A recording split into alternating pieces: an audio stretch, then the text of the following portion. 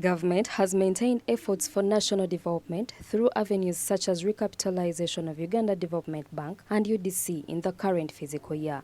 This is meant to extend financial interventions within the private sector, aligning sector priorities such as agriculture, agro-industry and manufacturing, which constitutes about 75% of UDB's portfolio. In Wakiso district, local investment proprietors informed that despite efforts to improve the business climate, high taxes, extortion and corruption have affected progress, recalling the Justice Ministry for intervention. We have hosted this forum for Wakiso. All that we have talked about will be compiled into a report, and we shall take the report to the local government of Wakiso and also to the central government. We have had an opportunity to listen to the real investors. They are complaining about excessive taxation from URA and also from the local government. They are talking about extortion. They are talking about corruption in the local government and also at the central government. They are talking about bad infrastructure. Projects under UDB primed to support private sector growth in this financial year still fall within key priority sectors. Samuel Edem, the credit director, confirms that the bank's financing interventions are mainly in primary agriculture, agro-processing and manufacturing, which account for about 80% of its investment portfolio, despite other interventions in areas such as tourism, ICT, infrastructure and human capital development. And all these few skills that help entities transform, we also help them in the formalization process, because without formalizing, they will not be able to access credit within the financial ecosystem.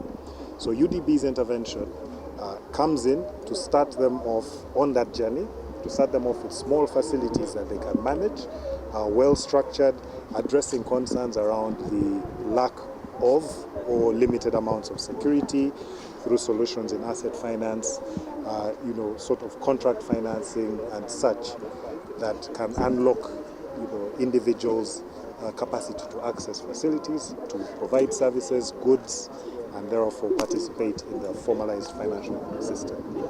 According to National Planning Authority, over 50% of Uganda's entrepreneurship is classified as necessity-driven rather than opportunity-driven, implying that many startups are driven by instincts for survival other than opportunity. Amidst the high cost of corruption across administration and other areas, the Justice and Constitutional Affairs Minister, Norbert Mao, responds that those implicated should instead be ousted from service. So, my recommendation is that government officials who frustrate investors should be dismissed. If it is the stamp which makes you have a big head, if it is the desk which gives you a big head, if having the authority to sign documents which gives you a big head, nobody is impossible to replace in the world. Once that signal goes out, there will be less corruption. Interventions by development finance institutions have focused on support for investment even in the least appealing areas, attracting job creation, high productivity, tax-based growth and foreign exchange receipts. With 10 trillion shillings lost annually due to corruption, as per the Inspectorate of Government, impact on investment and enterprise growth remains certain and need for redress ultimately important. Pedson Mombere, Naomi Mtumba, SMART24 TV, Business Today.